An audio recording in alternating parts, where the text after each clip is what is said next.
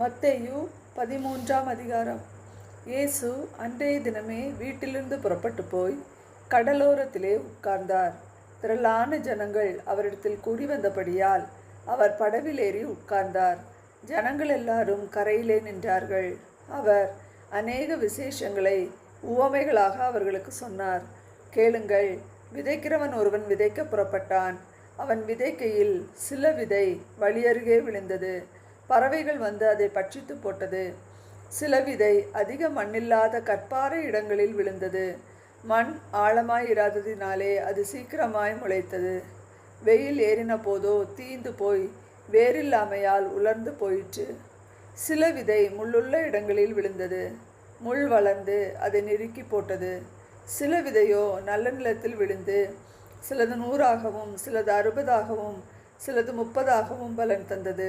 கேட்கிறதற்கு காதுள்ளவன் கேட்க கடவன் என்றார். அப்பொழுது சீஷர்கள் அவரிடத்தில் வந்து, ஏன் அவர்களோடே உவமைகளாக பேசுகிறீர் என்று கேட்டார்கள். அவர்களுக்கு அவர் பிரதியுத்தரமாக, பரலோக ராஜ்யத்தின் இரகசியங்களை அறியும்படி உங்களுக்கு அருளப்பட்டது, அவர்களுக்கோ அருளப்படவில்லை. உள்ளவன் எவனோ அவனுக்கு கொடுக்கப்படும், பரிபூரணமும் அடைவான். இல்லாதவன் எவனோ அவனிடத்தில் உள்ளதும் எடுத்துக்கொள்ளப்படும். அவர்கள் கண்டும் காணாதவர்களாயும் கேட்டும் கேளாதவர்களாயும் உணர்ந்து கொள்ளாதவர்களாயும் இருக்கிறபடியினால் நான் உவமைகளாக அவர்களோடே பேசுகிறேன். ஏசாயாவின் தீர்க்க தரிசனம் அவர்களிடத்தில் நிறைவேறுகிறது. அதாவது, காதார கேட்டும் உணராதிருப்பீர்கள், கண்ணார கண்டும் அறியாதிருப்பீர்கள். இந்த ஜனங்கள் கண்களினால் காணாமலும் காதுகளினால் கேளாமலும் இருதயத்தினால் உணர்ந்து மனந்திரும்பாமலும் நான் அவர்களை ஆரோக்கியமாக்காமலும் இருக்கும்படியாக அவர்கள் இருதயம் கொளுத்திருக்கிறது. காதால் மந்தமாய் கேட்டு தங்கள் கண்களை மூடிக்கொண்டார்கள் என்பதே. உங்கள் கண்கள் காண்கிறதினாலும் உங்கள் காதுகள் கேட்கிறதினாலும் அவைகள் பாக்கியமுள்ளவைகள். அநேக தீர்க்கதரிசிகளும் நீதிமான்களும் நீங்கள் காண்கிறவைகளை காணவும் நீங்கள் கேட்கிறவைகளை கேட்கவும் விரும்பியும் காணாமலும் கேளாமலும் போனார்கள் என்று மெய்யாகவே உங்களுக்கு சொல்கிறேன். ஆகையால் விதைக்கிறவனை பற்றிய உவமையை கேளுங்கள்.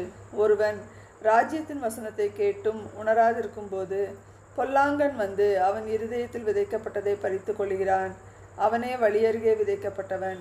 கற்பாறை இடங்களில் விதைக்கப்பட்டவன் வசனத்தை கேட்டு உடனே அதை சந்தோஷத்தோடு ஏற்றுக்கொள்கிறவன். ஆகிலும் தனக்குள்ளே வேறில்லாதவனாய் கொஞ்ச காலம் மாத்திரம் நிலைத்திருப்பான்.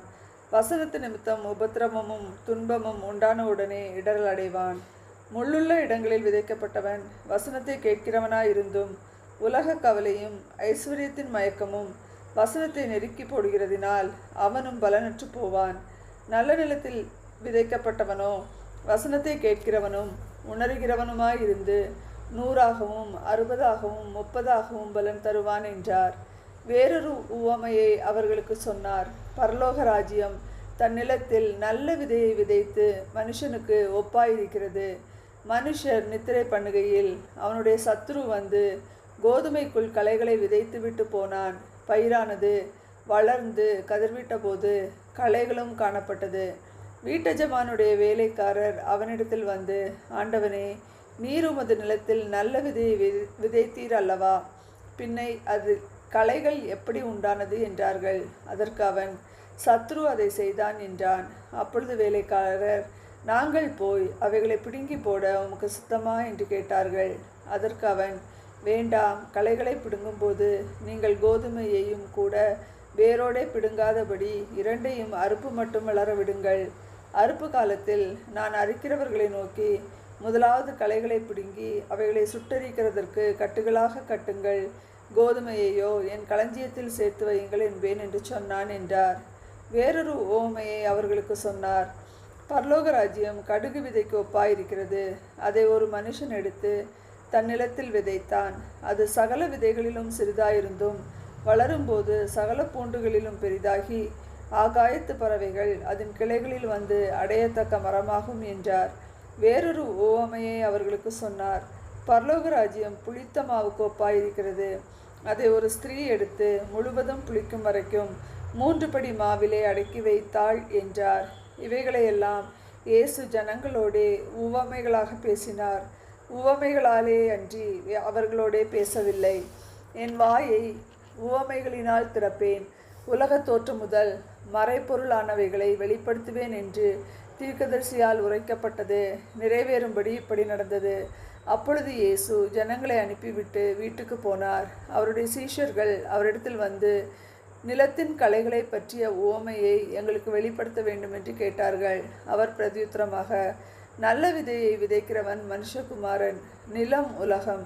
நல்ல விதை ராஜ்யத்தின் புத்திரர், களைகள் பொல்லாங்கனுடைய புத்திரர். அவைகளை விதைக்கிற சத்ரு பிசாசு.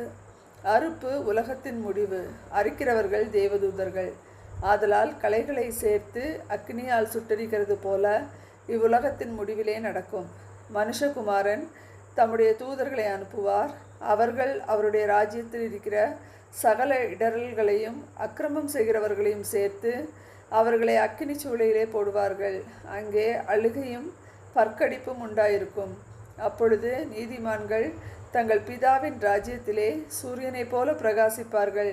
கேட்கிறதற்கு காதுள்ளவன் கேட்க கடவன்.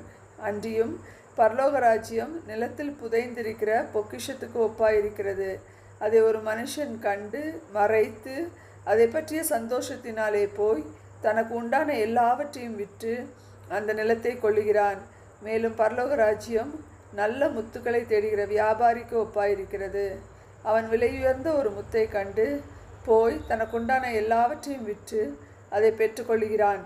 அன்றியும் பரலோக ராஜ்யம் கடலிலே போடப்பட்ட சகலவிதமான மீன்களையும் சேர்த்து வாரிக்கொள்ளும் வலைக்கு ஒப்பாயிருக்கிறது. அது நிறைந்த போது அதை கரையில் இழுத்து உட்கார்ந்து நல்லவைகளை கூடைகளில் சேர்த்து ஆகாதவைகளை எரிந்து போடுவார்கள். இப்படியே உலகத்தின் முடிவிலே நடக்கும். தேவதூதர்கள் புறப்பட்டு நீதிமான்களின் நடுவிலிருந்து பொல்லாதவர்களை பிரித்து அவர்களை அக்கினி சூளையிலே போடுவார்கள். அங்கே அழுகையும் பற்கடிப்பும் உண்டாயிருக்கும் என்றார். பின்பு இயேசு அவர்களை நோக்கி, இவைகளையெல்லாம் அறிந்து கொண்டீர்களா என்று கேட்டார். அதற்கு அவர்கள், ஆம், அறிந்து கொண்டோம் என்று ஆண்டவரே என்றார்கள்.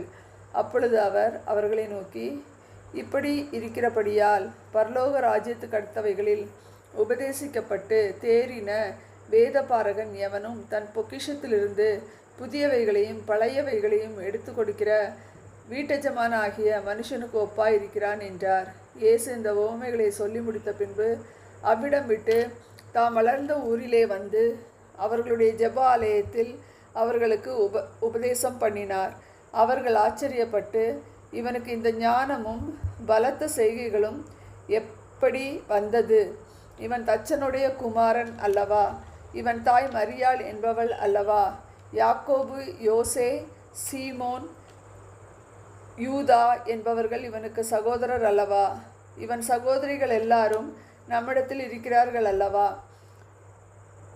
இப்படி இருக்க இதெல்லாம் இவனுக்கு எப்படி வந்தது என்று சொல்லி அவரை குறித்து இடரல் அடைந்தார்கள். இயேசு அவர்களை நோக்கி, தீர்க்கதரிசி ஒருவன் தன் ஊரிலும் தன் வீட்டிலுமே அன்றி வேறெங்கும் கனவீனம் அடையான் என்றார். அவர்களுடைய அவிசுவாசத்து நிமித்தம் அவர் அங்கே அநேக அற்புதங்களை செய்யவில்லை.